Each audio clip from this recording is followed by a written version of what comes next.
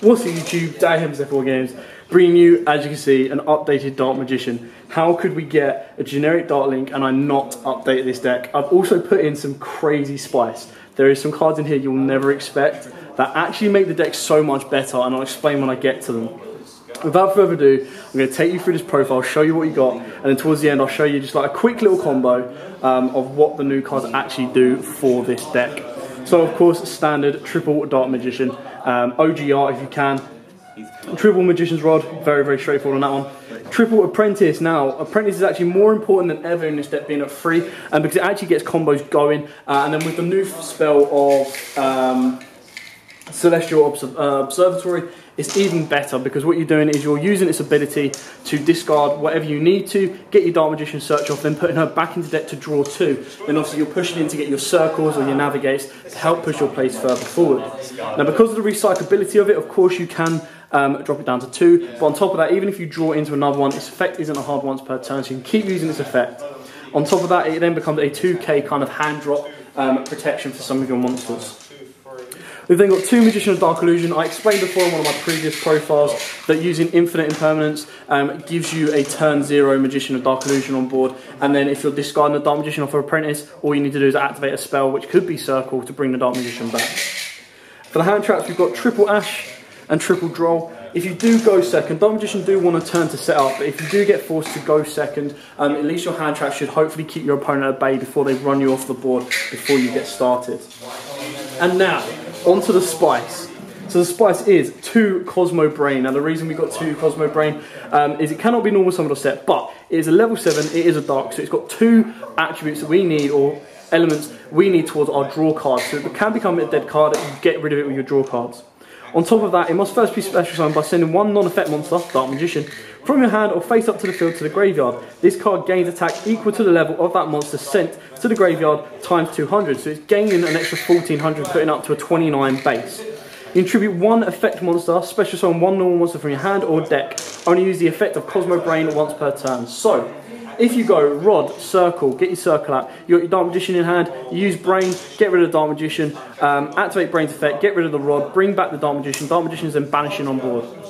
Straight away, you've got a rank 7 play, depending on where you want to go with it. Incredibly powerful card, very useful in this deck. And then next up, another very useful card that you might not expect is Mana Dragon. Now, the reason Mana Dragon is so good is because you can easily discard it off of Apprentice to search out your Dark Magician. Then, you bring your Apprentice on board, activate the Observatory, send Apprentice back to the deck, draw 2 cards. On top of that, your opponent always wants to destroy your Dark Magician back row. They always want to hit your circle. So you go, fine, as long as this guy is in your hand or grave, let them hit your circle. You then special summon this guy out, which is going to be a 22 base. You then get to set the circle again. Now, I believe if I've read its effect correctly, it doesn't have to be the exact spell trap that is sent, because it says you can then set 1 spell trap card that is banished or in your graveyard. So even if they hit a circle and you've got another circle set or something like that, you can start to recycle your other spells and traps, which can be even more useful and can catch your opponent off guard further on and down the line. On for the spells, of course, triple Dark Magical Circle. What more could you expect from this deck?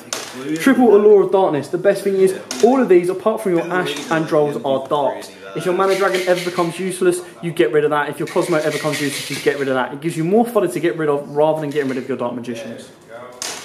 We've got 2 Celestial Observatory. Now, of course, on this one, you've got 5 targets for this.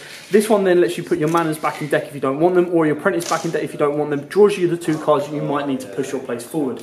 It is a hard once per turn, which is why we only play 2 and not 3.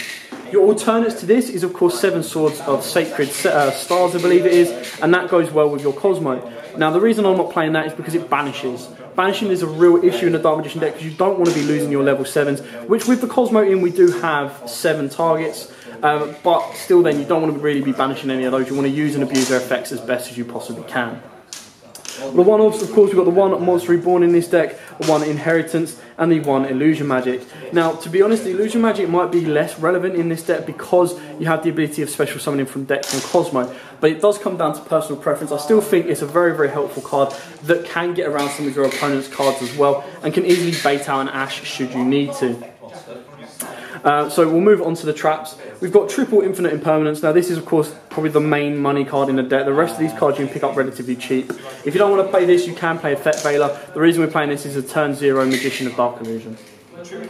Then of course you've got triple navigation and double eternal soul. Now obviously eternal soul I think is more than enough at 2, and then navigation is a staple of 3.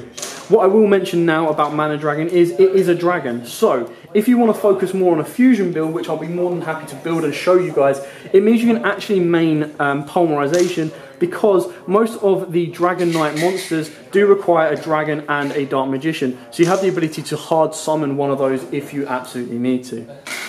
Now on to the extra deck. Of course, with the extra deck, we've got 2 of the brand new Witch's Apprentice. This one boosts all dark monsters by 500 attack and reduces all light monsters by 500 attack. It can now officially allow Dark Magicians to get past a base Blue Eyes, which is awesome. It's what the deck's been missing for a while. Dark Magicians has always struggled being that weaker kind of attack in comparison, and Witch's Apprentice really helps that. On top of that, obviously, when it leaves the field, I believe if it's destroyed by battle or card effects, you then get to add a dark monster back from the grave, which is really important. For the XYZs, we've got the one Naruto. Now Naruto is very specific because you do need 2 level 6 spellcasters, so you don't have to play this if you don't want to. It's easy to get to the 2 level 6s on board because they special summon themselves and they're not hard once per turns, but it can be very specific. The more generic one we've got is Photon Strike Bowser. Now this can be anything you want. This can be the M7 Constella Dragon, I believe it is off the top of my head. This one just gives you that extra burn damage that can really win you the game in time. Of course, for the rank 7s, you've got the Red Eyes Flare, you've got number 11 Big Eye, and then I've got 2 Ebon Illusion, because I still really like this card. The banish effect is amazing. You could drop it down to 1 if you want, because Cosmo is going to be special summoning your Dark Magicians from deck anyway. Then onto the links, we've also got the Link Spider to do the loop with the 2 Link Spiders to do the loop with Eternal Soul, but obviously Cosmo kind of takes that space up if you want it to. So you can take the Link Spiders out. I'll show you some alternatives when I get there. 1 Underclock, because sometimes it can win you a game. A small Nightmare package of Phoenix and Unicorn. Phoenix to deal with back row, Unicorn to bounce anything you really need to. And then of course for your big boss monsters, you've got your Borrowload and you've got your Firewall. Now cards that I haven't got in here that most people do play in their deck, and I'll show you why and explain why I've taken them out. So you do have, of course, the number 42 Tomahawk and the Kleehawk Genius. Now on top of that, the Tomahawk tokens do come out as wins, so if you wanted to, you could play Giant Bug or Giant Fly, I can't remember the exact name off the top of my head, but that can then help give those tokens a boost, but obviously you want to get rid of the tokens to move into Saruja. So Saruja is another alternative that you could play in your deck, along with Nightmare Goblin for additional normal, but the only other normal you've got is your Rod, and then of course your Mermaid if you get hit with a special summon lock, and the Phantom Knights of Breakthrough. What I will mention about the Tomahawk and the Genius is I just thought it took way too many resources to get into Saruja. Yes, Saruja is very helpful, but you've got a lot of cards that can actually special summon from your hand anyway. So there wasn't a huge necessity to get that Saruja on board. By all means, if you want to put the Saruja engine in, the issue I found was it then required Link Spider, Proxy Dragon, and I think it required Link Spider, Proxy Dragon, and then the Tomahawk. You just go through a lot to get into the Saruja play off the top of my head. So I didn't see it as relevant right now. I'd rather have a protective board of like Phoenix, Underclock, and move my plays further forward that way, rather than putting all my eggs into the Saruja basket and pushing forward that way. Especially with the Witch Apprentice, this can cause a lot of issues for your opponent, because dealing with a 3k Dark Magician is always going to be an issue. That was one thing that the Dark Magicians kind of faltered with being 2500 base. There were a lot of normal monsters or just general monsters in decks that caused your opponent a lot of issues. So being able to change that up a little bit with the Witch, it was more important to me than the Saruja. So, I'll quickly mention the little combo that I said with the Mana Dragon. So with the Mana Dragon, what you do is you have Apprentice Illusion in your hand, you discard the Mana Dragon off of your Apprentice Illusion, bring out your Apprentice Illusion searches you out your Dark Magician. You've now got a Mana Dragon engraved, so the second you play a circle, if they pop that, your Mana Dragon is coming back and setting that circle back.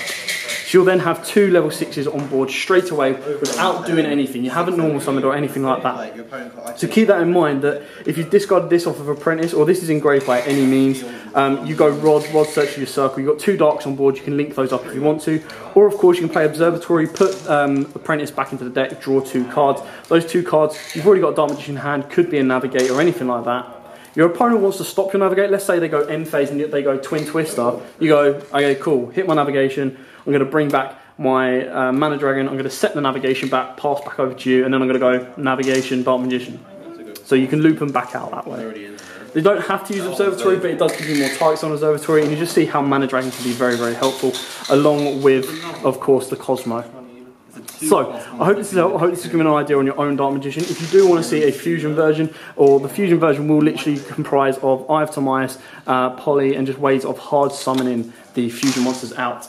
But thanks for watching. Don't forget to like, comment, subscribe, share, and until next time, guys, as always, like I said, check out our entire week. This entire week we've got loads of Cybernetic Horizon deck profiles, and of course the box opening coming to you guys on Thursday. So like, comment, subscribe, share, and until next time, guys, as always, Happy Dueling! What's up, YouTube? Thanks for watching that video. I hope you liked it. If you did, hit that like button, and of course don't forget to hit that big red subscribe button in the bottom left hand corner and the notification bell so you don't miss out on anything. We've got more deck profiles, duels, pack openings, and many more Yu-Gi-Oh videos coming up for you all year round, so don't forget to stay tuned for all of that. Thanks, and as always, guys, happy dueling.